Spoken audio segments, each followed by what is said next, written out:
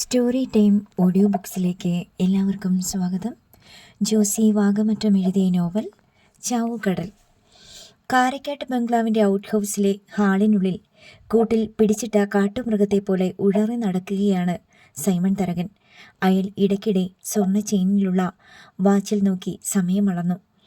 സ്ലിങ്ങിട്ട കൈയുമായി Roy Simon out ഹൗസിൻ്റെ വരാന്തയിൽ കൂട്ടുകാരോടൊപ്പം നിൽപ്പുണ്ട്. കാരക്കാട്ട് സൈമൺ തരകൻ്റെ മകനെ ചെല്ലിക്കടപ്പുറത്ത് തെണ്ടിപ്പെറുക്കുന്ന ഒരു വാളിച്ചെറുക്കൻ കൈവച്ചത് ഒരിക്കലും സംഭവിക്കാൻ പാടില്ലാത്ത കൊടും പാതകമായി സൈമൺ തരകൻ കണക്കിലെടുത്തു കഴിഞ്ഞു. മകനെ കൊണ്ട് പോലീസിൽ പരാതി കൊടുപ്പിച്ച് ശൗര്യയെ പിടികൂടി ലോക്കപ്പിലിട്ട് തല്ലിച്ചതയ്ക്കണമെന്നായിരുന്നു സൈമൺ തരകൻ്റെ ആദ്യത്തെ ആലോചന. പക്ഷേ അതുകൊണ്ടൊന്നും തൃപ്തി വരുന്നില്ല. ഇൻസ്പെക്ടർ മനോജ് കുര്യൻ അല്പം വിമുഖത കാണിക്കുകയും ചെയ്തു. കഴിഞ്ഞ തവണ ശൗര്യയെ ലോക്കപ്പിൽ അടച്ചതിൻ്റെ തിക്തഫലം SP ഓഫീസിൽ നിന്നുള്ള താക്കീതിൻ്റെ രൂപത്തിലാണ് വന്നത്. മാത്രമല്ല, ഭരിക്കുന്ന പാർട്ടിയുടെ പ്രാദേശിക നേതാവിൻ്റെ അപ്രീതിക്ക് ഇരയാവുകയും ചെയ്തു. വീണ്ടും അതുപോലൊരു സംഭവം ഉണ്ടായാൽ തനിക്കെതിരെ വകുപ്പ് തല ശിക്ഷണ നടപടി എന്തെങ്കിലും ഉണ്ടാകുമെന്ന് മനോജ് കുര്യന് ഭയമുണ്ട്. ശൗര്യയെ പിടികൂടിയാൽ തന്നെ വലിയ ക്രിമിനൽ കേസൊന്നും അവനെതിരെ ചാർജ് ചെയ്യാൻ വകുപ്പില്ല. പെങ്ങളെ പീഡിപ്പിക്കാൻ ശ്രമിച്ചപ്പോൾ അടിച്ചുവെന്ന് ശൗര്യ കോടതിയിൽ മൊഴി നൽകുകയും അത് സത്യമാണെന്ന് ജാനറ്റ് സമ്മതിക്കുകയും ചെയ്താൽ വാദി പ്രതിയാകും. റോയ് സൈമൺ തന്നെ പീഡിപ്പിക്കാൻ ശ്രമിച്ചുവെന്ന് ജാനറ്റ് ഒരു പരാതി തരാനുള്ള സാധ്യതയും അവഗണിച്ചുകൂടാ. ഏതെങ്കിലും കള്ളക്കേസിൽ കുടുക്കി ശൗര്യയെ ശിക്ഷിക്കാമെന്ന് വെച്ചാൽ തന്നെ കോടതി പ്രായപൂർത്തിയാകാത്ത ശൗര്യയെ ജുവൈനൈൽ ഹോമിലേക്ക് അയക്കുകയുള്ളൂ. അപ്പോഴാണ് സൈമൺ തരകൻ്റെ കുടില ബുദ്ധിയിൽ ഒരാശയം ഉദിച്ചത്. ചെല്ലിക്കടപ്പുറത്ത് പാതിര കഴിയുമ്പോൾ പോലീസ് എത്തി ശൗര്യയെയും ജാനറ്റിനെയും കസ്റ്റഡിയിലെടുത്ത് കാരക്കാട്ട് ബംഗ്ലാവിൻ്റെ ഔട്ട് ഹൗസിൽ എത്തിക്കുക. അവിടെ വെച്ച് വെളുപ്പിന് 4 മണി വരെ ചോദ്യം ചെയ്യൽ. പോലീസ് ശൗര്യയെ ചോദ്യം ചെയ്യുമ്പോൾ ജാനറ്റിനെ റോയ് സൈമണും കൂട്ടുകാരും ചേർന്ന് ചോദ്യം ചെയ്യും. ബലാത്കാരം ചെയ്താൽ കേസിൽ ഉൾപ്പെടാൻ സാധ്യതയുള്ളതിനാൽ അതുമാത്രം ചെയ്യില്ല. ബാഹ്യമായ താടന പീഡനങ്ങളൊക്കെ ആവോളം നടത്തിയിട്ട് ജാനറ്റിനെ നേരം വെളുക്കും മുമ്പേ അവളുടെ വീട്ടിൽ തിരിച്ചെത്തിക്കും. റോയ് സൈമണയെ കൊണ്ടും സുഹൃത്തിനെ കൊണ്ടും ശൗര്യയെ ആവോളം തല്ലിച്ച ശേഷം കൊണ്ടുപോയി പോലീസ് ലോക്കപ്പിലിടും. കേസ് ചാർജ് ചെയ്യണോ വേണ്ടയോ എന്ന് പിന്നീട് തീരുമാനിക്കും. പോലീസ് ജാനറ്റിനെ കസ്റ്റഡിയിലെടുത്തതും കാരക്കാട്ട് ബംഗ്ലാവിൽ കൊണ്ടുവന്നതും തിരികെ കൊണ്ടുചെന്ന് വിട്ടതും ആരും അറിയരുത്. അങ്ങനെ ഒരു പരാതി എമിലിയോ ജാനറ്റോ പറഞ്ഞാൽ തന്നെ ആരും അത് വിശ്വസിക്കരുത്. തൻ്റെ മകൻ ഒരു പെണ്ണിനെ തൊട്ടതിൻ്റെ പേരിൽ അവൻ്റെ കൈ ആരെങ്കിലും അടിച്ച് ചതച്ചിട്ടുണ്ടെങ്കിൽ തൻ്റെ മകൻ്റെ കൈത്തരിപ്പ് തീരുന്നതുവരെ അവളെ തൊടണമെന്ന് തന്നെയാണ് സൈമൺ തരകൻ്റെ ന്യായം. വൈകുന്നേരം മകൻ വന്ന് യാതൊരു ഉളുപ്പുമില്ലാതെ പരാതി പറയുന്നത് കേട്ടപ്പോൾ എൽസമ്മ മുന്നറിയിപ്പ് കൊടുത്തു. നാണം കെട്ട പണിക്ക് പോയിട്ട് ഇനി 4 ആളെ അറിയിച്ച് നാറ്റിക്കണ്ട. റോയ് സൈമണും ബോബി ആന്റണിയും തങ്ങൾക്ക് പറ്റിയ അബദ്ധം ആദ്യം മറച്ചു വെക്കാനാണ് ആലോചിച്ചത്. പക്ഷേ അടിയേറ്റ കൈക്ക് നീരും വേദനയും വർദ്ധിച്ചു വന്നതോടെ ഹോസ്പിറ്റലിൽ പോകേണ്ടി വന്നു. എക്സ്റേ എടുത്ത് നോക്കിയപ്പോൾ കൈയിലെ അസ്ഥിയിൽ ഒരു ചെറിയ തലമുടി നാര് പതിഞ്ഞ പോലൊരു പൊട്ടലുണ്ടെന്ന് തെളിഞ്ഞു. കടപ്പുറത്തെ തെണ്ടിച്ചക്കൻ്റെ അടികൊണ്ട് മിണ്ടാതെ നടക്കുന്നതിനേക്കാൾ നല്ലത് കുറച്ച് നാറുന്നത് തന്നെയാ. സൈമൺ തരകൻ വിധിച്ചു. അവനവൻ്റെ മനസാക്ഷിക്ക് ഒരു നീതി ന്യായം ഒക്കെ വേണ്ടേ? സ്കൂളിൽ പഠിക്കാൻ പോയിട്ട് വരണ പെങ്കൊച്ചിനെ ശല്യപ്പെടുത്തിയിട്ട് കിട്ടിയ അടിയല്ലേ? ഇങ്ങോട്ട് കൊണ്ടുവന്ന് തന്നതാണോ? അവിടെ ചെന്ന് വാങ്ങിച്ചതല്ലേ? ആരാ തല്ലിയത്? അവളുടെ ആങ്ങളച്ചക്കൻ. അവൻ ചെയ്യേണ്ടത് ചെയ്തു. എൽസമ്മ മകൻ്റെ പക്ഷത്ത് ഒരു ന്യായവും കണ്ടില്ല. അവൻ ആരെയാ തല്ലിയത്? കാരക്കാട്ട് സൈമൺ തരകൻ്റെ മകനെയാ. സൈമൺ തരകൻ പറഞ്ഞു. അവൻ തല്ലണ്ടേ? അവനും കാരക്കാട്ട് സൈമൺ തരകൻ്റെ മകനല്ലേ? പറഞ്ഞു തീർന്നതും ഒരു തെറിപ്പദം അട്ടഹാസത്തിൽ ഉച്ചരിച്ചുകൊണ്ട് സൈമൺ തരകൻ എൽസമ്മയ്ക്ക് നേരെ ചാടി കുതിച്ചു വന്നു. എൽസമ്മ എഴുന്നേറ്റ് അയാൾക്ക് പുറംതിരിഞ്ഞ് നടന്നുപോയി. അപ്പോൾ റോയ് സൈമണും ബോബി ആന്റണിയും കൂടി ജാനറ്റിനെ എങ്ങനെ കൈകാര്യം ചെയ്യണമെന്ന് രഹസ്യമായി ആലോചിക്കുകയായിരുന്നു. പോലീസ് ജാനറ്റിനെ കസ്റ്റഡിയിൽ എടുത്തുകൊണ്ടുവരും. അവളെ ഭീഷണിപ്പെടുത്തിയാൽ മതിയോ? അതോ അവളുടെ മേൽ കൈവെക്കണോ? അതുമല്ലെങ്കിൽ അവളുടെ സിമ്പതിയും പ്രിയവും പിടിച്ചു പറ്റാൻ വേണ്ടി കുറച്ച് സെൻറ്റിമെൻ്റലായി പെരുമാറണോ? ഇതൊക്കെയാണ് ആലോചനയുടെ വിഷയങ്ങൾ. വേണമെങ്കിൽ കിസ് ചെയ്യാം, ഹഗ് ചെയ്യാം, പുറമെ എന്ത് വേണമെങ്കിലും ചെയ്യാം. പക്ഷേ അതെല്ലാം ഒറ്റ തവണയേയുള്ളൂ. അതോടെ തീരും. പിന്നെ നിനക്കവളെ ഒരിക്കലും കിട്ടില്ല. ബോബി ആന്റണി റോയ് സൈമണെ ഓർമ്മിപ്പിച്ചു. അല്ലെങ്കിലും ഇനി അവൾ എനിക്ക് കീഴടങ്ങോടാ. ഇതേയുള്ളൂ ഒരവസരം. ഇത് നല്ല പോലെ മുതലെടുക്കണം. കയ്യിൽ വന്നിരുന്ന കിളിയെ വെറുതെ പറത്തിക്കളഞ്ഞല്ലോന്ന് പിന്നീട് നിരാശപ്പെടാൻ ഇടവരരുത്. ചെയ്യാവുന്നതൊക്കെ ചെയ്തോ. റേപ്പ് ചെയ്യാൻ മാത്രം പാടില്ല, കേസ് വന്നാൽ കുടുങ്ങും. അതല്ലാതെ എന്തെല്ലാം ചെയ്യാം? റോയി സൈമൺ പലതും മനസ്സിൽ സങ്കല്പിച്ചു നോക്കി. ആദ്യം അവളുടെ ചെകിട്ടത്ത് ഒരടി കൊടുക്കണമെന്ന് അവൻ നിശ്ചയിച്ചു. ബോബി ആന്റണി ഇടത് കൈകൊണ്ട് നെറ്റിയിൽ പരതി നോക്കി. ഒരു ചെറിയ മുഴ ഇപ്പോഴും അവശേഷിക്കുന്നുണ്ട്. ഔട്ട് ഹൗസിന്റെ ടെറസിൽ കയറി നിന്ന് ചെല്ലിക്കടപ്പുറത്തേക്ക് നോക്കുകയായിരുന്നു സൈമൺ തരകൻ. പോലീസ് എന്തുകൊണ്ടാണ് ഇത്ര വൈകുന്നതെന്ന് അയാൾക്ക് മനസ്സിലാകുന്നില്ല. 11:30 പോയവർ എത്ര വൈകിയാലും 12:30 തിരിച്ചെത്തേണ്ടതാണ്. ഇപ്പോൾ മണി 1 പോകുന്നു. അങ്ങനെ നോക്കി നിൽക്കെ ജീപ്പിന്റെ വെളിച്ചം കാരക്കാട്ട് ബംഗ്ലാവിന്റെ നേർക്ക് വരുന്നത് കാണായി. സൈമൺ തരകൻ സംതൃപ്തനായി ടെറസിൽ നിന്ന് താഴെ ഇറങ്ങി. ഗേറ്റ് തുറന്നിട്ടിരിക്കുകയായിരുന്നു. ജീപ്പ് നേരെ ഔട്ട് ഹൗസിന്റെ മുന്നിലെ പൂഴിമണൽ മുറ്റത്ത് വന്നു നിന്നു. എസ് ഐ മനോജ് കുര്യൻ ഇറങ്ങി ഔട്ട് ഹൗസിന്റെ വരാന്തയിലേക്ക് ചെന്നു. സൈമൺ തരകൻ ജീപ്പിന് നേർക്ക് നോക്കി. ആരും ഇറങ്ങുന്നില്ല. പ്രതികൾ എവിടെയാ? സൈമൺ തരകന്റെ നെറ്റി ചൊളിഞ്ഞു. ശൗര്യയെ കിട്ടിയില്ല. അവൻ വീട്ടിലില്ലായിരുന്നു. അവൻ എവിടെ പോകാനാ? നിങ്ങൾ വീട് വളഞ്ഞിട്ടല്ലേ വാതിൽ തുറപ്പിച്ചത്? അതെല്ലാം അങ്ങനെ തന്നെയാ. പക്ഷേ ഞങ്ങൾ ചെല്ലുന്നതിനു മുമ്പേ അവൻ കടന്നു. നേരമിരുട്ടിയപ്പോൾ അവൻ കടപ്പുറത്തേക്ക് പോയെന്നാ അവനെ കണ്ടവര് പറഞ്ഞത്. ആ പെണ്ണെവിടെ? അതിനെ കിട്ടിയില്ലേ? സൈമൺ തരകന്റെ ഒച്ചയ്ക്ക് മൂർച്ചയായി. അവളെ കസ്റ്റഡിയിൽ എടുത്തതാ. പിന്നെന്തു പറ്റി? കസ്റ്റഡിയിൽ നിന്ന് ചാടിപ്പോയോ? അപ്പോഴേക്കും അവളുടെ തള്ള അലമുറയിട്ട് കടപ്പുറത്തുകാരെയെല്ലാം ഉണർത്തി. വീടിന് ചുറ്റും വലിയ ആൾക്കൂട്ടമായി. അവരുടെ എല്ലാം മുന്നിൽ വെച്ച് അവളെ ജീപ്പിൽ കയറ്റിക്കൊണ്ടുവന്ന എൻ്റെ തൊപ്പി പോകും മുതലാളി, എസ് ഐ പറഞ്ഞു. തൻ്റെ തൊപ്പി എങ്ങോട്ട് പോകും? പരാതി കിട്ടിയ അതിന്മേൽ നടപടി സ്വീകരിച്ച് പ്രതികളെ പിടികൂടുന്നതല്ലേടോ തൻ്റെ ഡ്യൂട്ടി. പാതിരാത്രിക്ക് ഒരു വീട്ടിൽ കയറി അവിടെയുള്ള പെൺകുട്ടിയെ കസ്റ്റഡിയിലെടുത്ത് പോരാനുള്ള വകുപ്പൊന്നും ഇല്ല മുതലാളി. അവൾ പിടികിട്ടാപ്പുള്ളിയല്ല, കൊലക്കേസ് പ്രതിയല്ല, ഭീകര പ്രവർത്തകയല്ല, സ്കൂളിൽ പഠിക്കുന്ന സ്റ്റുഡൻ്റാണ്. വീട്ടിൽ കയറാൻ നമുക്ക് സെർച്ച് വാറൻറ്റുമില്ല. പിന്നെ താൻ എന്തുണ്ടാക്കാൻ വേണ്ടി അങ്ങോട്ട് പോയത്? മുതലാളി ദേഷ്യപ്പെട്ടിട്ട് ഒരു കാര്യവുമില്ല. അത്രയും ആൾക്കാരുടെ മുൻപിൽ വെച്ച് ആ പെണ്ണിനെ പിടിച്ചോണ്ട് പോന്നാ ഞാൻ ആരോടൊക്കെ സമാധാനം പറയേണ്ടി വരും? ചുരുക്കി പറഞ്ഞ പട്ടി ചന്തയ്ക്ക് പോയ പോലെ പോയിട്ട് വന്നു അല്ലേടോ? സമയം ഇനിയുണ്ട് മുതലാളി. കേസ് നിൽക്കുമല്ലേ? കേസ് അന്വേഷിക്കാനും പ്രതികളെ പിടിക്കാനും എപ്പോൾ വേണമെങ്കിലും ആ വീട്ടിലേക്ക് പോകാലോ. എടോ, ഇതൊക്കെ ചൂടോടെ ചെയ്തില്ലെങ്കിൽ അതിൻ്റെ കലിപ്പങ്ങ് പോകും. ഞാൻ പറയുന്നത് ഇത് മുതലാളി തന്നെ കൈകാര്യം ചെയ്താൽ മതിയെന്നാ. അവളെ കൂട്ടിക്കൊണ്ടുവരുവോ തിരിച്ചു കൊണ്ടുവിടുവോ എന്തോ ആകാലോ. അതിനുള്ള ആൾക്കാരും മുതലാളിക്കുണ്ട്. ആ ചെറുക്കനെ അവർക്കെല്ലാം കൂടി ഒന്ന് ചവിട്ടിക്കൂട്ടാൻ പോലുമില്ല. അവനെ ഇന്ന് രാത്രി തന്നെ മുതലാളിക്ക് പൊക്കാം. താൻ എനിക്ക് തെണ്ടാനുള്ള വഴി പറഞ്ഞു തരികയാണോ? എന്തായാലും ഇത് ഭയങ്കര ഇച്ഛക്കേടായിപ്പോയി. ആ സ്ത്രീയെ സാറേ എല്ലാറ്റിനും കാരണം. അവരൊച്ച വെച്ചില്ലെങ്കിൽ അവളിപ്പോൾ നമ്മുടെ കയ്യിലിരുന്നേനെ. ശരി, താൻ പോയിക്കോ. ഇനി ബാക്കി എന്താന്ന് വെച്ചാൽ ഞാൻ നോക്കിക്കോളാം. ശരി മുതലാളി, എന്തെങ്കിലും ആവശ്യമുണ്ടെങ്കിൽ വിളിച്ചാൽ മതി. S I Manoj Kurian out house വരാന്തയിൽ നിന്ന് ഇറങ്ങി ജീപ്പിൽ ചെന്ന് കയറി. ജീപ്പ് മുറ്റത്തിട്ട് തിരിച്ച് ഓടിച്ചു പോയി. ഹാളിൽ എല്ലാം കണ്ടും കേട്ട് നിൽക്കുകയാണ് ബോബി ആന്റണിയും റോയി സൈമണും. 2 സിംഹങ്ങളും കൂടി എങ്ങനെ ഒരു മാൻകുട്ടിയെ വേട്ടയാടി വിളയാടണമെന്ന മനോഹരമായ സങ്കല്പങ്ങളിലായിരുന്നു അവർ. മാൻകുട്ടി രക്ഷപ്പെട്ടിരിക്കുന്നു. സിംഹങ്ങൾ പൂച്ചകളായി മാറിപ്പോയി. ബോബി ആന്റണിക്ക് നെറ്റിയിലെ മുഴ വേദനിക്കാൻ തുടങ്ങി. റോയി സൈമണിന്റെ അടിയേറ്റ കയ്യിൽ വേദന വന്ന് വിങ്ങിക്കൊണ്ടിരുന്നു. രാത്രിക്ക് തണുപ്പ് കൂടുതലുണ്ടായിരുന്നു. കടൽക്കാറ്റിൽ നിന്ന് ചിലപ്പോൾ ഉപ്പുപരലുകൾ മഞ്ഞുതരി പോലെ തീരത്ത് പൊഴിഞ്ഞു.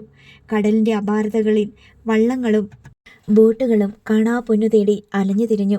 പുലിമുട്ടിലെ പാറപ്പുറത്ത് ആകാശത്തിന്റെ ചാരനിറത്തിന് കീഴെ കടലിന്റെ നീലപ്പരപ്പിനരികെ കിടന്നുറങ്ങുകയായിരുന്നു ശൗര്യക്കുട്ടി. സ്വപ്നം കണ്ട് ഞെട്ടിയതാണോ ശബ്ദം കേട്ട് ഞെട്ടിയതാണോ എന്ന് തിരിച്ചറിയാനാകാതെ ശൗര്യക്കുട്ടി കണ്ണു തുറന്നു. പുലിമുട്ടിൽ കിടന്ന കിടപ്പിൽ ആകാശത്തിന് കീഴെ ഏതാനും കറുത്ത തലകൾ ശൗര്യക്കുട്ടി കണ്ടു. അവൻ മെല്ലെ തല തിരിച്ചു നോക്കി. ചുറ്റിലുമുണ്ട് കറുത്ത തലകൾ. 2ഉം 4ഉമല്ല 9 വരെ ശൗര്യക്കുട്ടി എണ്ണി. താൻ വളയപ്പെട്ട് കഴിഞ്ഞുവെന്ന് ശൗര്യക്ക് ബോധ്യമായി. 9 പേരോട് പൊരുതി ജയിക്കാൻ കഴിയില്ലെന്ന് അവനറിയാം. ഓടി രക്ഷപ്പെടുകയേ നിവർത്തിയുള്ളൂ. എഴുന്നേക്കടാ! ഒരാൾ കുനിഞ്ഞ് ശൗര്യയെ നോക്കി മുരണ്ടു. ശൗര്യ എഴുന്നേൽക്കുന്നതായി അഭിനയിച്ചുകൊണ്ട് പാറയിലൂടെ ഉരുണ്ടു. പക്ഷേ ഒരാളുടെ കാൽ ചുവട്ടിൽ അവൻ്റെ ശരീരം ചെന്ന് തടഞ്ഞു. അയാൾ അവനെ കഴുത്തിൽ പിടിച്ച് പൊക്കി മുഖത്ത് ഒറ്റയിടി ഇടിച്ചു. ശൗര്യ ചതഞ്ഞ മൂക്കോടെ താഴെ വീണു. രക്ഷപ്പെടാൻ ശൗര്യയ്ക്ക് ഒരു പഴുതും കിട്ടിയില്ല. നേരം പുലർന്നപ്പോൾ ചെല്ലിക്കടപ്പുറത്ത് ശൗര്യ ഉണ്ടായിരുന്നില്ല. വെളുപ്പിന് 3:30 മണിക്ക് പുലിമുട്ടിനരികെ കൂടി വള്ളത്തിൽ പോയവർ ഒരു കാഴ്ച കണ്ടുവത്രേ. 8-9 പേർ ചേർന്ന് പുലിമുട്ടിന് മീതെ വെച്ച് ആരെയോ കയ്യോറ്റം ചെയ്യുന്നു. ഇടയ്ക്കിടെ നിലവിളിയും കേട്ടു. പുലിമുട്ടിന് മീതെ ചെന്ന് പരിശോധന നടത്തിയ കടപ്പുറം നിവാസികൾക്ക് ആകെ കൂടി കാണാൻ കിട്ടിയത് ശൗര്യയുടെ വള്ളി പൊട്ടിയ ചെരുപ്പുകളും അവൻ്റെ കീറിപ്പോയ ഷർട്ടും മാത്രമായിരുന്നു. കിഴക്ക് വെള്ള കീറുന്നതിനു മുമ്പേ എമിലി എഴുന്നേറ്റ് തിണ്ണയിൽ നോക്കി. ശൗരി വന്നിട്ടില്ല. രാത്രി പുറത്തു പോയിട്ട് വല്ലാതെ വൈകി വന്നാൽ ശൗരി തിണ്ണയുടെ കോണിൽ ചുരുട്ടി വെച്ചിരിക്കുന്ന പുൽപ്പായ എടുത്ത് നിവർത്തി ഒരൊറ്റ കിടപ്പ് വെച്ചു കൊടുക്കും. വീട്ടിനുള്ളിൽ ഉറങ്ങിക്കിടക്കുന്നവരെ വിളിച്ചുണർത്തി ബുദ്ധിമുട്ടിക്കാൻ അവനിഷ്ടമില്ല. എമിലി മുറ്റത്തിറങ്ങി നിന്ന് മുടി വാരിക്കെട്ടി. കടപ്പുറത്ത് മീൻ വണ്ടികളും മീൻ വിൽപ്പനക്കാരുടെ സൈക്കിളുകളും ബൈക്കുകളും M80 ടൂ വീലറുകളും വന്നു തുടങ്ങി. നേരം വെളിച്ചമായിട്ടില്ല. പക്ഷേ കടപ്പുറം ഇപ്പോഴേ സജീവമായി കഴിഞ്ഞു. എമിലി കടപ്പുറത്തേക്ക് പോയി. വള്ളങ്ങൾ വരുന്നു, മീൻ ഇറക്കുന്നു. ചില വള്ളങ്ങൾ കടലിലേക്ക് പോകുന്നു. മീൻ കച്ചവടക്കാർ ഓരോ വള്ളത്തിനരികെയും ചെന്ന് നോക്കുന്നു.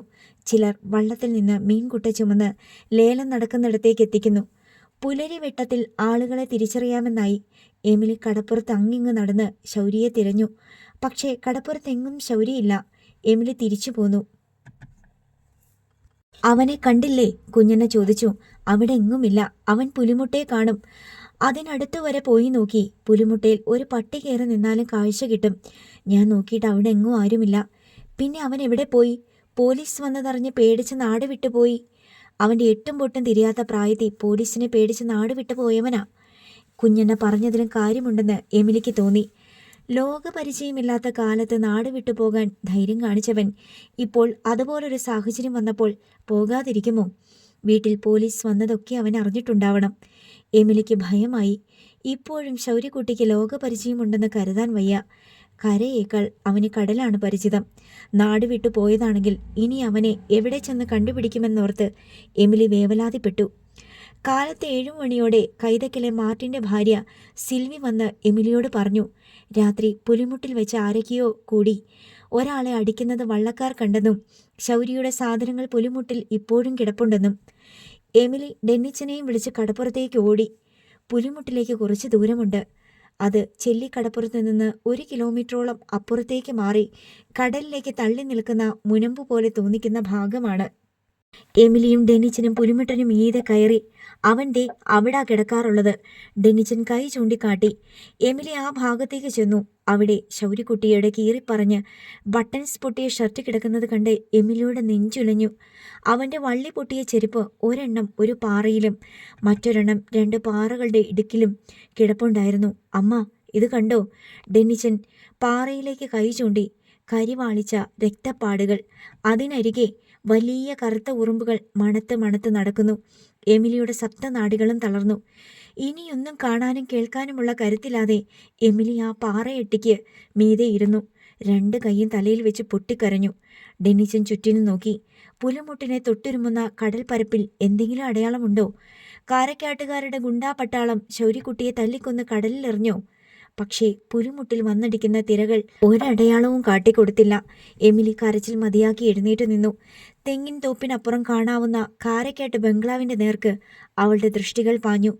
കാരക്കാട്ട് സൈമൺ മുതലാളി അറിയാതെ ശൗര്യക്കുട്ടിക്ക് ഒന്നും സംഭവിക്കില്ലെന്ന് എമിലിക്ക് ഉറപ്പായിരുന്നു. അവളുടെ കണ്ണിൽ തീക്കനലുകൾ എരിഞ്ഞു. രണ്ടും കൽപ്പിച്ചാണ് എമിലി പുലിമുട്ടിൽ നിന്ന് വീട്ടിലേക്ക് മടങ്ങിയത്.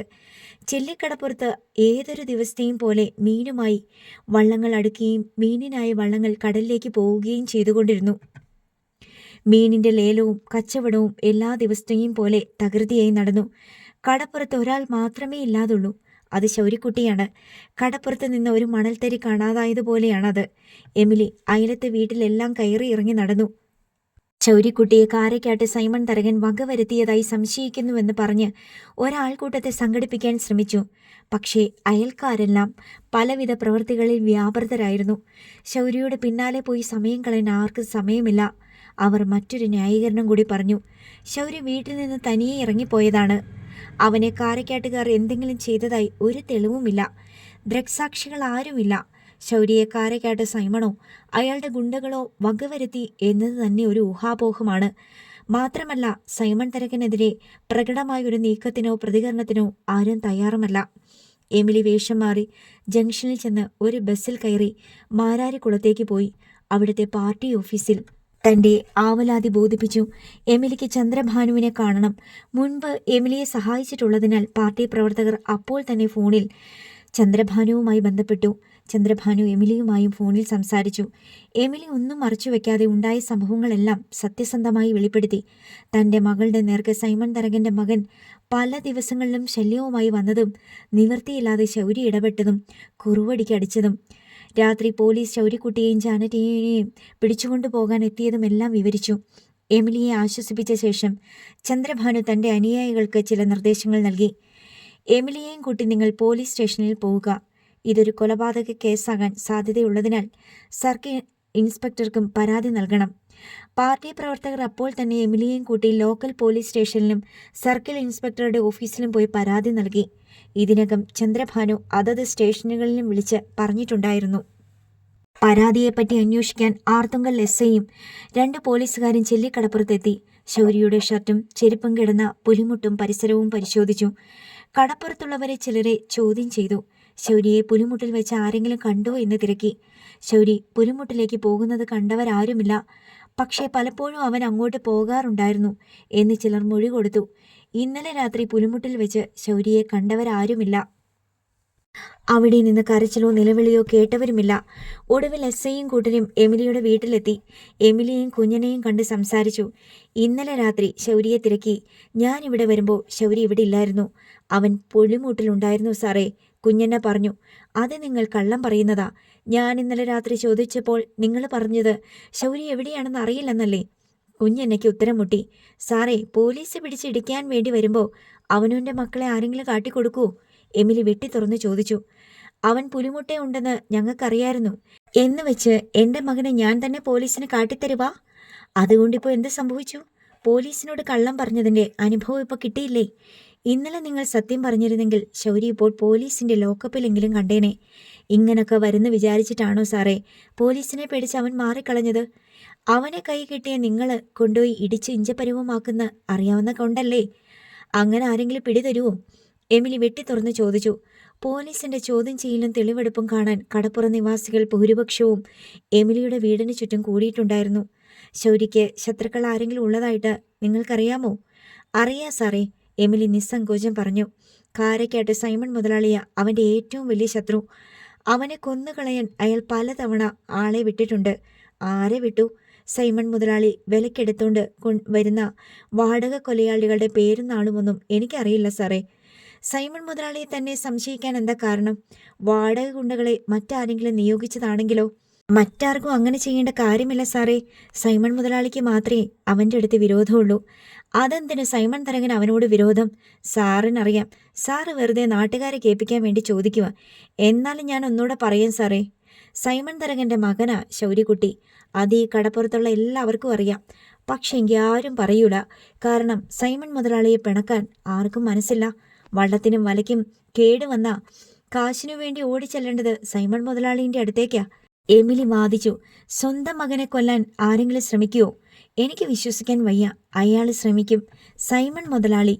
കാരണം അയാൾ എന്നെ കല്യാണം കഴിച്ചിട്ടുണ്ടായ മകനല്ല. അയാളുടെ മീൻകൂടത്തിലിട്ട് എന്നെ ബലാത്സംഗം ചെയ്ത വകയിലുള്ളതാ. അവൻ ജനിച്ചന്ന് മുതൽ അയാളുടെ കണ്ണിലെ കരടാവൻ. പലതവണ അവനെ കൊല്ലാൻ നോക്കിയിട്ടുണ്ട്. കടപ്പുറ നിവാസികൾ മുഴുവൻ കേൾക്കെ ഉറച്ച സ്വരത്തിലാണ് എമിലി പറഞ്ഞത്. ശൗരിയെ കാണാതായതിൻ്റെ പിന്നിൽ സൈമൺ തരകൻ തന്നെ ആണെന്നാണോ നിങ്ങളുടെ സംശയം? സംശയമല്ല സാറേ, എനിക്ക് ഉറപ്പാ. അയാൾക്കറിയാം എൻ്റെ മോൻ എന്ത് പറ്റിയെന്ന്. അയാൾ അറിയാതെ എൻ്റെ മോനൊന്നും സംഭവിച്ചിട്ടില്ല സാറേ. നിങ്ങളിങ്ങനെ തർപ്പിച്ചു പറഞ്ഞു എന്ന് വെച്ച് അത് സത്യമാകണമെന്നില്ല. പോലീസ് എന്തായാലും സൈമൺ തരകനെയും ചോദ്യം ചെയ്യും. സാർ ഒരു കോപ്പും ചെയ്യത്തില്ല സാറേ, എമിലി മനോജ് കുര്യൻ്റെ നേർക്ക് ആക്രോശിച്ചു. സാറ് കാരക്കാട്ട് ബംഗ്ലാവിൽ ചെന്ന് സൈമൺ മുതലാളിൻ്റെ കള്ളു കുടിക്കും. അയാൾ തരുന്ന പൈസ വാങ്ങി പോക്കറ്റിലിട്ടുകൊണ്ട് വീട്ടിൽ പോകും. എൻ്റെ മകളെ പിടിച്ചുകൊണ്ട് പോയി കാരക്കാട്ട് ബംഗ്ലാവിൽ കൊണ്ടുചെന്ന് കാഴ്ചവെക്കാൻ വേണ്ടി ഇന്നലെ പാതിരാത്രിക്ക് പതുങ്ങി വന്ന അതേ പോലീസുകാരൻ തന്നെയല്ലേ സാറ്? എമിലി ഇത്ര നിർഭയമായി സംസാരിക്കുമെന്ന് പോലീസ് പോലും കരുതിയതല്ല. അവളുടെ വീറും ധൈര്യവും കണ്ട് കടപ്പുറ നിവാസികളും അന്തം വിട്ടു. സാറേ, എൻ്റെ മോനെ ആ കാരക്കേട്ട മുതലാളി എന്തെങ്കിലും ചെയ്തതാണെങ്കിൽ അയാളെ ഞാൻ വെറുതെ വിടത്തില്ല. സാർ ഇത് വേണ്ടതുപോലെ അന്വേഷിച്ചില്ലെങ്കിൽ സാറിനെ വിടത്തില്ല. എമിലിക്കിനി ഒരുപാട് കാലം ജീവിക്കണം എന്നില്ല സാറേ. കൊല്ലാൻ പറ്റുമെങ്കിൽ നിങ്ങൾ കള്ളനും പോലീസും ഒത്തുചേർന്നിട്ട് എന്നെ കൂടി അങ്ങ് കൊല്ല്. ഇതെല്ലാം വെറും വായ്ത്താരിയാണെന്നും ഈ കേസും പരാതിയും ബഹളവും ഇന്ന് പകലടങ്ങുന്നതോടെ കെട്ടടങ്ങുമെന്നും മനോജ് കുര്യൻ കരുതി. പോലീസ് അന്വേഷണവും തെളിവെടുപ്പും മതിയാക്കി പോയ ശേഷം എമിലി വീണ്ടും മാരാരിക്കുളത്ത് പാർട്ടി ഓഫീസിലെത്തി. ആർത്തുങ്കൽ പോലീസ് സ്റ്റേഷനിലെ SIയിൽ നിന്ന് തനിക്ക് ഒരിക്കലും നീതി കിട്ടുമെന്ന് പ്രതീക്ഷിക്കുന്നില്ലെന്ന് അറിയിച്ചു. എമിലിക്ക് ചന്ദ്രഭാനുവിനെ കാണണം. ചന്ദ്രഭാനുവിനെ വിളിച്ച് സംസാരിച്ച ശേഷം പാർട്ടി പ്രവർത്തകരിൽ ഒരാൾ എമിലിയെയും കൂട്ടി ആലപ്പുഴയ്ക്ക് പോയി. ചന്ദ്രഭാനുവിനെ നേരിൽ കണ്ട് എമിലി തൻ്റെ സങ്കടകരമായ ജീവിതകഥ മുഴുവൻ തുറന്നു പറഞ്ഞു. ആഞ്ചലോസിനെ കല്യാണം കഴിച്ച് ചെല്ലിക്കടപ്പുറത്തേക്ക് വന്നത് മുതൽ ഇന്നോളം അനുഭവിച്ച കടുത്ത ജീവിതയാതനകൾ, ശൗരി എന്നൊരു മകൻ തനിക്ക് പിറന്നത് മുതൽ ഇന്നലെ രാത്രി ശൗരിയെ കാണാതാവുന്നതുവരെ, അതിന് കാരണഭൂതനായവൻ തന്നോടും ശൗരിയോടും കാണിച്ചിട്ടുള്ള ക്രൂരവും നീചവും നിന്ദ്യവുമായ പ്രവൃത്തികൾ ചന്ദ്രഭാനു എല്ലാം ക്ഷമയോടെ ഇരുന്ന് കേട്ടു. ഒടുവിൽ ആശ്വസിപ്പിച്ചു. ഈ കാണാതായ മകനെ ഞാൻ ഏറ്റെടുക്കുക. ഞാനെന്ന് വെച്ചാൽ ഞങ്ങളുടെ പാർട്ടി, പോലീസും സൈമൺ തരകനും ഇനി ഒരു രാത്രി പോലും സമാധാനമായിട്ട് ഉറങ്ങാൻ ഞങ്ങൾ സമ്മതിക്കില്ല. നിങ്ങളുടെ ഈ ചോദ്യത്തിന് ഉത്തരം തരാതെ നിങ്ങൾ മുന്നിലുണ്ടെങ്കിലും ഇല്ലെങ്കിലും ഞങ്ങൾ നാളെ സമരം തുടങ്ങും. എൻ്റെ മകൻ എന്ത് സംഭവിച്ചു എന്ന നിങ്ങളുടെ ചോദ്യത്തിന് ഉത്തരം കിട്ടുന്നത് വരെ അത് തുടരും. വേണ്ടെന്ന് എമിലി പല ആവർത്തി പറഞ്ഞെങ്കിലും ഓട്ടോറിക്ഷയിൽ കയറി വീട്ടിലെത്തിച്ചേരാനുള്ള പണവും കൂടി കൊടുത്തിട്ടാണ് ചന്ദ്രഭാനു എമിലിയെ തിരിച്ചയച്ചത്. എമിലിക്ക് വീട്ടിലെത്തുവോളം തൻ്റെ കണ്ണുനീർ നിയന്ത്രിക്കാൻ കഴിഞ്ഞില്ല. വൈകുന്നേരം ചന്ദ്രഭാനു സൈമൺ തരകനെ ഫോണിൽ വിളിച്ചു. 3 തവണ വിളിച്ച ശേഷമാണ് സൈമൺ തരകൻ ഫോൺ എടുത്തത്. ചന്ദ്രഭാനുവാ വിളിക്കുന്നത്. സൈമൺ തരകൻ ചിരിച്ചു. മനസ്സിലായി. സംഭാവന എത്രയാണെന്ന് പറഞ്ഞാൽ മതി. സംഭാവനയ്ക്ക് വേണ്ടിയല്ല. ഞാൻ എത്ര ചോദിച്ചാലും നിങ്ങൾ നക്കാപ്പിച്ചിയെ തരൂ എന്ന് എനിക്കറിയാമല്ലോ. ഞാൻ വിളിച്ചത് തൈമാപ്പറമ്പിൽ ആഞ്ചലോസിൻ്റെ ഭാര്യ എമിലിയുടെ മകൻ ശൗരിക്ക് എന്ത് സംഭവിച്ചു എന്ന് ചോദിക്കാൻ വേണ്ടിയാണ്. തൈമാപ്പറമ്പിൽ ആഞ്ചലോസ്, ഭാര്യ എമിലി, മകൻ ശൗരി, ഇവരൊക്കെ ആരാണ്? ഏത് നാട്ടുകാരാണ്? ഇതൊക്കെ എന്നോട് ചോദിക്കാനുള്ള കാര്യമെന്ത്? സൈമൺ തരകൻ്റെ മറു ചോദ്യങ്ങൾ വന്നു. സൈമൺ തരകന് അറിയില്ലേ അവരെ? ഞാൻ ആദ്യമായിട്ടാണ് ഈ പേരുകളൊക്കെ കേൾക്കുന്നത്. ഞാൻ വേണമെങ്കിൽ ഓർക്കാൻ വേണ്ടി പരിചയപ്പെടുത്താം. തൈമാപ്പറമ്പിൽ ആഞ്ചലോസ് ചെല്ലിക്കടപ്പുറത്തെ ഒരു മത്സ്യത്തൊഴിലാളിയായിരുന്നു. 16 വർഷം മുമ്പ് കടലിൽ വെച്ച് ഒരു അപകടത്തിൽ കാണാതായി. അയാളുടെ ഭാര്യ എമിലി നിങ്ങളുടെ മീൻകൂടത്തിൽ കൂലിപ്പണിക്കാരിയായിരുന്നു. നിങ്ങൾ ഒരിക്കൽ അവളെ ബലാത്സംഗം ചെയ്തു. അങ്ങനെയുണ്ടായ കുട്ടിയാണ് ശൗരി. കഴിഞ്ഞ 14 വർഷത്തിനിടയ്ക്ക് പലതവണ നിങ്ങൾ അവനെ കൊല്ലാൻ ശ്രമിച്ചു. ഇന്നലെ നിങ്ങളുടെ ഉദ്ദേശം നടന്നോ ഇല്ലയോ എന്ന് മാത്രം പറഞ്ഞാൽ മതി. പറഞ്ഞില്ലെങ്കിൽ പറയിക്കാമോ എന്ന് പാർട്ടി ഒന്ന് ശ്രമിച്ചു നോക്കും. എങ്കിൽ അത് തന്നെ നടക്കട്ടെ. മറുവശത്ത് ഫോൺ കട്ടായി. ചന്ദ്രഭാനു പതിയെ തലകുലുക്കി. സൈമൺ തരകൻ ആവശ്യപ്പെട്ടതനുസരിച്ച് കാരക്കാട്ട് ബംഗ്ലാവിലേക്ക് പോകാൻ വേണ്ടി തയ്യാറെടുക്കുകയായിരുന്നു SI മനോജ് കുര്യൻ. അപ്പോഴാണ് അഡ്വക്കേറ്റ് ചന്ദ്രഭാനുവിൻ്റെ നേതൃത്വത്തിൽ ഒരു പ്രകടനം പോലീസ് സ്റ്റേഷന് നേർക്ക് വരുന്നുണ്ടെന്ന് അറിവ് കിട്ടിയത്. പ്രകടനം അക്രമാസക്തമായാൽ പ്രതിരോധിക്കാനുള്ള നിർദ്ദേശം കൊടുത്തിട്ട് SI ജീപ്പിൽ സ്ഥലം വിടാനൊരുങ്ങി. പക്ഷേ ബീച്ച് റോഡിലൂടെ അല്പം മുന്നോട്ട് നീങ്ങിയപ്പോഴേക്കും പ്രകടനക്കാർ ഓടിയെത്തി. സാർ എങ്ങോട്ടാ പോകുന്നേ? ഞങ്ങളുടെ പരാതിക്ക് പരിഹാരം കണ്ടിട്ട് പോയാൽ മതി സാറേ. ചന്ദ്രഭാനുവിൻ്റെ അനുയായികൾ ജീപ്പ് തടഞ്ഞിട്ടു. മനോജ് കുര്യന് സ്റ്റേഷനിലേക്ക് തന്നെ തിരിച്ചു പോരേണ്ടി വന്നു. പ്രകടനക്കാരെ വിരട്ടി ഓടിക്കാൻ ഒരു ശ്രമം നടത്തിയാലോ എന്നാലോചിച്ചിട്ട് അയാൾ അത് വേണ്ടെന്ന് വെച്ചു. ചന്ദ്രഭാനു സ്റ്റേഷനിൽ വന്ന് SIയുമായി സംസാരിച്ചു. ചെല്ലിക്കടപ്പുറത്തുണ്ടായിരുന്ന ശൗരി എന്ന ബാലനെ കാണാനില്ല മനോജ്. അവൻ്റെ പൊന്ത് നശിപ്പിക്കപ്പെട്ടതായി അവൻ ഇതേ സ്റ്റേഷനിൽ പരാതി തരാൻ വന്നപ്പോൾ നിങ്ങൾ അവനെ പിടിച്ച് ലോക്കപ്പിലിട്ട് മർദ്ദിച്ച സംഭവം എല്ലാവർക്കും അറിയാം. ഞാൻ ഇടപെട്ട അവനെ മോചിപ്പിച്ചത്. തനിക്ക് കാരക്കാട്ട് സൈമൺ തരകനുമായിട്ടുള്ള അവിഹിത ബന്ധങ്ങളും എനിക്കറിയാം. ഈ കേസിൽ തന്നെ ഞാൻ കുറേ ഉപ്പ് തീറ്റിക്കും, വെള്ളവും കുടിപ്പിക്കും. എനിക്ക് സൈമൺ തരകനുമായി യാതൊരുവിധ ബന്ധങ്ങളുമില്ല, മനോജ് കുര്യൻ പറഞ്ഞു. പിന്നെ എന്തിന് പരാതി തരാൻ വന്ന ശൗരിയെ പിടിച്ച് താൻ ലോക്കപ്പിലിട്ടു? അവൻ തന്ന പരാതി വ്യാജമാണെന്ന് തോന്നി. മാത്രമല്ല അവൻ കാരക്കാട്ട് സൈമൺ തരകനെ അപകീർത്തിപ്പെടുത്താനും ശ്രമിച്ചു. എങ്ങനെ അപകീർത്തിപ്പെടുത്തി? സൈമൺ തരകന്റെ മകനാണ് അവൻ എന്ന് പറഞ്ഞു നടന്നു. ഞാൻ പറയാമിടോ, അവൻ സൈമൺ തരകന്റെ മകൻ തന്നെ. ചെല്ലിക്കടപ്പുറത്തെ ഓരോ മത്സ്യത്തൊഴിലാളിയെ കൊണ്ടും പറയിപ്പിക്കാം. താൻ അവരെയെല്ലാം തൂക്കിയെടുത്ത് ലോക്കപ്പിൽ അടയ്ക്കുവോ? എങ്കിൽ അടയ്ക്കടോ. സൈമൺ തരകന്റെ മകൻ തന്നെയാ ശൗരി. മനോജ് കുര്യന് മിണ്ടാട്ടമില്ല. ആ ചെക്കൻ്റെ പൊന്ത് നശിപ്പിച്ച പരാതി വ്യാജമാണെന്ന് തനിക്ക് എങ്ങനെ തോന്നി? താൻ പോയി അന്വേഷിച്ചില്ലേ? ആരെങ്കിലും പറഞ്ഞോ ശൗരിയുടെ പൊന്ത് നശിപ്പിക്കപ്പെട്ടിട്ടില്ലെന്ന്? അല്ലെങ്കിൽ ശൗരിക്ക് അങ്ങനെയൊരു സാധനമേ ഇല്ലായിരുന്നെന്ന് താൻ കണ്ടുപിടിച്ചോ? താൻ എന്താ മിണ്ടാത്ത്? തന്നെ കൊണ്ട് ഞാൻ പറയിപ്പിക്കും. പറഞ്ഞില്ലെങ്കിൽ തന്നെ ഇവിടുന്ന് പറപ്പിക്കും. ഭീഷണിയൊന്നും വേണ്ട. എനിക്കറിയാം എൻ്റെ ജോലി ചെയ്യാൻ. എന്നെ ആരും പഠിപ്പിക്കുകയും വേണ്ട. ഞാൻ ഭീഷണിപ്പെടുത്തുകയാ. താൻ എന്ത് ചെയ്യും എന്നെ? തന്നെ ഞാൻ പഠിപ്പിക്കാനും ഉദ്ദേശിക്കുന്നുണ്ട്. എടോ, ഞാനൊരു വാക്കു പറഞ്ഞാൽ മതി. പിന്നെ താനുമില്ല, ഈ പോലീസ് സ്റ്റേഷനും മണ്ണിനും മീതെ ഉണ്ടാവില്ല. ആ വിവരം തനിക്കറിയോ? ശൗര്യയുടെ പരാതി വ്യാജമാണെന്ന് താൻ പറഞ്ഞത് എന്തടിസ്ഥാനത്തിലാ?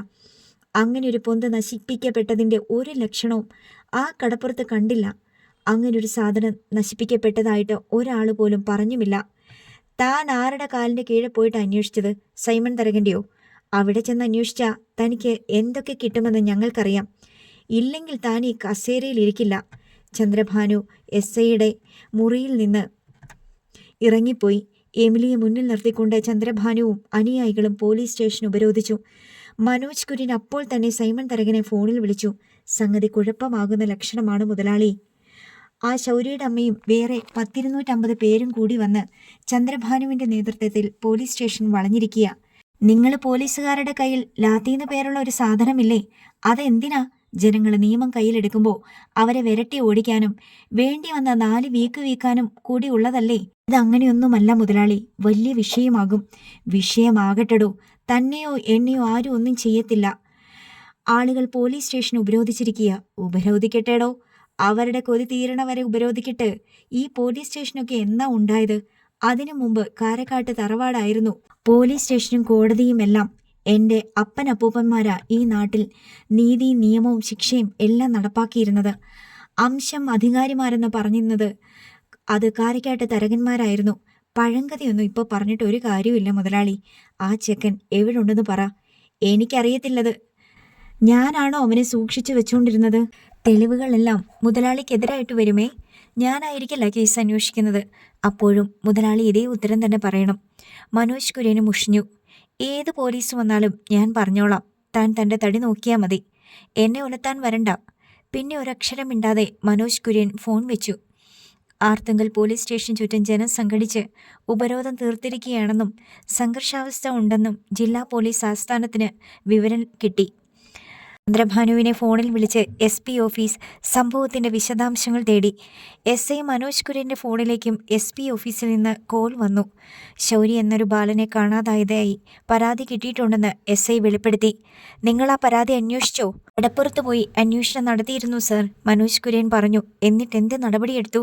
ശൗര്യ എന്ന ബാലനെ കാണാനില്ല എന്ന് മാത്രമേ പരാതിയുള്ളൂ. കടപ്പുറത്ത് അവനെ രാത്രി കണ്ടവരാരുമില്ല. ചിലപ്പോൾ അവൻ ഒളിച്ചോടിപ്പോയതായിരിക്കും. മുൻപ് അവൻ അങ്ങനെ ഒളിച്ചോടിപ്പോയിട്ട് വർഷങ്ങൾക്ക് ശേഷമാണ് വീട്ടിൽ തിരിച്ചെത്തിയത്. നാട് വിട്ടുപോയതായി എന്തെങ്കിലും തെളിവ് കിട്ടിയിട്ടുണ്ടോ? ഇല്ല സർ. കടപ്പുറത്ത് പുലിമിട്ടിന് മീതെ ശൗര്യയുടെ ചെരുപ്പോ കീറിയ ഷർട്ടോ കിടക്കുന്നതായി കണ്ടെന്ന് പറയുന്നുണ്ടല്ലോ. അന്വേഷണം നടത്തിയ നിങ്ങളുടെ ശ്രദ്ധയിൽ അതൊന്നും പെട്ടില്ലേ? അത് ശൗര്യയുടേതാണെന്നുള്ളതിന് തെളിവൊന്നുമില്ല സർ. പുലിമുട്ടിൽ ധാരാളം ആളുകൾ കയറുകയും ഇറങ്ങുകയും ചെയ്യാറുണ്ട്. അത് ശൗര്യയുടേതാണോ അല്ലയോ എന്ന് എങ്ങനെ തെളിയിക്കണം? ആര് തെളിയിക്കണം? SP ഓഫീസിൽ നിന്ന് ആരെങ്കിലും പോയി തെളിയിക്കണോ? അതോ ഫോറൻസിക് ലാബിൽ നിന്ന് ടെക്നീഷ്യൻസിനെ അങ്ങോട്ട് അയക്കണോ? SI മനോജ് കുര്യൻ ഫോണും കയ്യിൽ പിടിച്ച് മിണ്ടാതെ നിന്നു. മറുപടി പറയടോ. സർ, ലോക്കൽ പോലീസ് തന്നെ തെളിവ് ശേഖരിക്കണം. താൻ തെളിവ് ശേഖരിച്ചോ? ആ ഷർട്ടും ചെരുപ്പും സംശയകരമായ തെളിവുകളായി കണക്കാക്കിയോ? പുലിമുട്ടിലെ പാറകളുടെ മേൽ ചോരപ്പാടുകളുണ്ടെന്ന് പരാതിയിൽ പറഞ്ഞിട്ടില്ലേ? അത് ശരിയാണോ എന്ന് പരിശോധിച്ചോ? സർ, വീണ്ടും ഒരു പരിശോധന കൂടി നടത്താനിരിക്കുകയാണ്. താനും കൂടി ചേർന്നാണ് ശൗര്യയെ വകവരുത്തിയതെന്ന് ചന്ദ്രഭാനു പറയുന്നതിൽ എന്തെങ്കിലും സത്യമുണ്ടോടോ? ഇന്നലെ പാതിരാത്രിക്ക് താൻ ശൗര്യയുടെ വീട്ടിൽ അതിക്രമിച്ചു കയറി തെരച്ചിൽ നടത്തുകയും അവിടുത്തെ ഒരു പെൺകുട്ടിയെ രാത്രിയിൽ തന്നെ കസ്റ്റഡിയിലെടുക്കാൻ ശ്രമിക്കുകയും ചെയ്തെന്ന് കേട്ടല്ലോ. ഇതൊക്കെ ആരോട് ചോദിച്ചിട്ട് താൻ ചെയ്തു? ആർക്കും വേണ്ടി ചെയ്തു? സർ, ശൗര്യയും ആ പെൺകുട്ടിയും കൂടി സൈമൺ മുതലാളിയുടെ മകനെ കയ്യേറ്റം ചെയ്തതായി ഒരു പരാതി കിട്ടിയിട്ടുണ്ടായിരുന്നു. സൈമൺ മുതലാളിയുടെ പരാതി കിട്ടിയാലുടൻ താൻ ഏതു പാതിരാത്രിക്കും ഏത് വീട്ടിലും കയറി ചെന്ന് സ്ത്രീകളെ വരെ വലിച്ചു പുറത്തിറക്കി കസ്റ്റഡിയിലെടുക്കും അല്ലേ? സാധാരണക്കാരൻ പരാതിയുമായിട്ട് വന്നാൽ അവനെ പിടിച്ച് ലോക്കപ്പിലിട്ട് ഇടിക്കുമല്ലേടോ? തുടർന്നുണ്ടായ ശകാരവർഷം ചെവിയിലേക്ക് അടിച്ചു കയറാതിരിക്കാൻ മനോജ് കുര്യൻ റിസീവർ അല്പം അകറ്റിപ്പിടിച്ചു. ഒടുവിൽ ഫോൺ വെച്ചിട്ട് തലയ്ക്ക് കൈ കൊടുത്ത് കസേരയിലേക്കിരുന്നു. ഉച്ചയോടുകൂടി സർക്കിൾ ഇൻസ്പെക്ടർ സ്ഥലത്തെത്തി എമിലിയെയും ചന്ദ്രഭാനുവിനെയും കണ്ട് സംസാരിച്ചു. ശൗര്യയ്ക്ക് വേണ്ടിയുള്ള അന്വേഷണം ഊർജിതപ്പെടുത്തുമെന്നും കുറ്റവാളികൾ ആരായാലും എത്രയും വേഗം അറസ്റ്റ് ചെയ്യുമെന്നും ഉറപ്പു നൽകി. ചന്ദ്രഭാനുവും അനുയായികളും പോലീസ് സ്റ്റേഷൻ ഉപരോധം അവസാനിപ്പിച്ച് ചെല്ലിക്കടപ്പുറത്തേക്ക് ഒരു ജാഥ നടത്തി. ജാഥ നയിക്കാൻ എമിലിയെ മുന്നിൽ തന്നെ നിർത്തി. ചെല്ലിക്കടപ്പുറത്ത് എത്തി സൈമൺ തരകനെതിരെ കുറേ മുദ്രാവാക്യം വിളിച്ച ശേഷം പ്രകടനക്കാർ പിരിഞ്ഞുപോയി. 2 ദിവസത്തിനകം SI Manoj Kurian punishment transfer കിട്ടി. മൂന്നാറിനും മറയൂരിനുമപ്പുറം തമിഴ്നാട് അതിർത്തിയിൽ വനമേഖലയോട് ചേർന്ന് കിടക്കുന്ന കാന്തല്ലൂർ സ്റ്റേഷനിലേക്കായിരുന്നു സ്ഥലമാറ്റം. SI ക്രിസ്തുദാസ് ആർത്തുങ്കൽ സ്റ്റേഷനിൽ മനോജ് കുര്യന് പകരം ചാർജ് എടുത്തു. ശൗര്യയെ കണ്ടെത്താനുള്ള അന്വേഷണം എങ്ങുമെത്താതെ ഒരു തെളിവും ലഭിക്കാതെ തട്ടിമുട്ടിപ്പോയിക്കൊണ്ടിരുന്നു. ക്രിസ്തുദാസിന്റെ നേതൃത്വത്തിലുള്ള പോലീസ് സംഘം ചെല്ലിക്കടപ്പുറത്ത് പല വിധത്തിലുള്ള പരിശോധനകൾ നടത്തി. ശൗര്യയെ കാണാതായ ദിവസം ചെല്ലിക്കടപ്പുറത്ത് നിന്നും കടലിലേക്ക് പോയതും കടലിൽ നിന്ന് തിരിച്ചു വന്നതുമായ എല്ലാ വള്ളങ്ങളുടെയും ലിസ്റ്റെടുത്ത് അന്നേ ദിവസം ആ വള്ളങ്ങളിൽ ജോലിക്കുണ്ടായ മത്സ്യത്തൊഴിലാളികളെയും ചോദ്യം ചെയ്തു. സൈമൺ തരകന്റെ ഉടമസ്ഥതയിലുള്ള വള്ളങ്ങളെല്ലാം സൂക്ഷ്മ പരിശോധനയ്ക്ക് വിധേയമാക്കി. സൈമൺ തരകന്റെ കൂലിപ്പടയെന്ന് സംശയമുള്ള സകലരെയും സ്റ്റേഷനിൽ വിളിച്ചു വരുത്തി ചോദ്യം ചെയ്തു. ഒടുവിൽ സൈമൺ തരകനെയും അയാളുടെ മക്കളെയും ഭാര്യയെയും ബംഗ്ലാവിലെ ജോലിക്കാരെയും ചോദ്യം ചെയ്യലിന് വിധേയരാക്കി. എന്നിട്ടും ശൗര്യയ്ക്ക് എന്ത് സംഭവിച്ചു എന്ന നിഗൂഢത അങ്ങനെ തന്നെ അവശേഷിച്ചു. ശൗര്യയെ വകവരുത്താൻ സൈമൺ തരകൻ മല്ലപ്പള്ളിയിൽ നിന്ന് കൊട്ടേഷൻ സംഘത്തെ വരുത്തിയെന്നും അവർ രാമാനം ശൗര്യയെ തല്ലിച്ചതച്ച് ചാക്കിൽ കെട്ടി ബോട്ടിൽ കയറ്റി പുറംകടലിൽ കൊണ്ടുപോയി മുക്കി താഴ്ത്തിയെന്നും ഒരു കിംവദന്തി ചെല്ലിക്കടപ്പുറത്ത് പ്രചരിച്ചു. തോരാത്ത കണ്ണുനീരുമായി എമിലി അപ്പോഴും പോലീസ് സ്റ്റേഷനിലും പാർട്ടി ഓഫീസിലും കയറിയിറങ്ങി. എമിലിയുടെ സമ്മർദ്ദം അധികരിക്കുമ്പോൾ പാർട്ടിക്കാർ സൈമൺ തരകന്റെ ബംഗ്ലാവിലേക്ക് ഒരു ജാഥ നടത്തി. അവിടെ ഗേറ്റിന് വെളിയിൽ ഒരു താൽക്കാലിക സമരപ്പന്തൽ കെട്ടി ഇരുട്ടുന്നതുവരെ മുദ്രാവാക്യം മുഴക്കിക്കൊണ്ട് അവിടെ ഇരിക്കും. എമിലിയെ സമരപ്പന്തലിൽ നിരാഹാരമിരുത്തും. ആഴ്ചകൾ കഴിഞ്ഞു പോകവേ ശൗര്യയെ കണ്ടെത്താമെന്നുള്ള പോലീസിന്റെ പ്രതീക്ഷ അസ്തമിച്ചു. കേസ് മന്ദഗതിയിലായി. എമിലി അവസാന ശ്രമമെന്നോണം പാർട്ടി അനുഭാവികളെ ഒന്നിച്ചുകൂട്ടി ഒരു പോലീസ് സ്റ്റേഷൻ മാർച്ചും ധർണയും മറ്റും നടത്തി. താൻ മുന്നിട്ടിറങ്ങിയില്ലെങ്കിൽ കേസ് തേഞ്ഞു മാഞ്ഞു പോകുമെന്ന് കണ്ട് എമിലി തന്നെ മുൻകൈയെടുത്ത് ചന്ദ്രഭാനുവിൻ്റെ അനുവാദത്തോടുകൂടി ഒരു ആക്ഷൻ കൗൺസിൽ രൂപീകരിച്ചു. കാരക്കാട് ബംഗ്ലാവിൻ്റെ ഗേറ്റിനരികെ സമരപ്പന്തൽ കെട്ടി അവിടെ സത്യാഗ്രഹ സമരം ആരംഭിച്ചു. അതോടെ കേസ് ക്രൈംബ്രാഞ്ച് ഏറ്റെടുക്കണമെന്നാവശ്യപ്പെട്ട് ആഭ്യന്തരമന്ത്രിക്കും DGPക്കും IGക്കും എല്ലാം നിവേദനങ്ങൾ നൽകി. അഡ്വക്കേറ്റ് ചന്ദ്രഭാനുവിനെ കൊണ്ട് സൈമൺ തരകനെതിരെ ഹൈക്കോടതിയിൽ ഹേബിയസ് കോർപ്പസ് ഹർജി നൽകി. സൈമൺ തരകനെയും ശൗര്യയെയും ഒരുമിച്ച് ആരെങ്കിലും കണ്ടതായി ദൃക്സാക്ഷികളോ സാഹചര്യ തെളിവുകളോ ഇല്ലാതിരുന്നതിനാൽ ഹൈക്കോടതി അത് പരിഗണനയ്ക്കെടുക്കാതെ തള്ളിക്കളഞ്ഞു. ശൗരി മുൻപൊരിക്കൽ നാടുവിട്ടു പോയിട്ടുള്ളതിനാൽ അങ്ങനെയൊരു സാധ്യത നിലനിൽക്കുന്നു എന്ന് കണ്ട് ശൗര്യയുടെ തിരോധാനം ഒരു കൊലക്കേസായി പരിഗണിക്കാൻ കീഴ്ക്കോടതിയും തയ്യാറായില്ല. മാൻ മിസ്സിംഗ് എന്ന വകുപ്പിൽപ്പെടുത്തി ലോക്കൽ പോലീസ് തന്നെ അന്വേഷിച്ചാൽ മതിയെന്നായിരുന്നു ഉന്നത പോലീസ് മേധാവികളുടെ നിലപാട്. കാരക്കാട്ട് ബംഗ്ലാവിന് മുന്നിൽ പന്തൽ കെട്ടി എമിലി നടത്തിവന്ന സത്യാഗ്രഹ സമരം 3 മാസത്തോളം വിജയകരമായി തുടർന്നെങ്കിലും മഴക്കാലം വന്നതോടെ അവസാനിപ്പിക്കേണ്ടി വന്നു. ശൗര്യയും ശൗര്യയുടെ തിരോധാനവും ക്രമേണ ചെല്ലിക്കടപ്പുറത്തെ പഴങ്കഥകളിലേക്ക് ചേർക്കപ്പെട്ടു. നഷ്ടം എമിലിക്കും കുടുംബത്തിനും മാത്രമായിരുന്നു. അവർ വീണ്ടും ദുരിതക്കടലിലായി. ജാനറ്റും ഡെന്നിച്ചനും പഠിപ്പ് നിർത്താൻ നിർബന്ധിതരായി. അടുത്ത ഭാഗം നാളെ.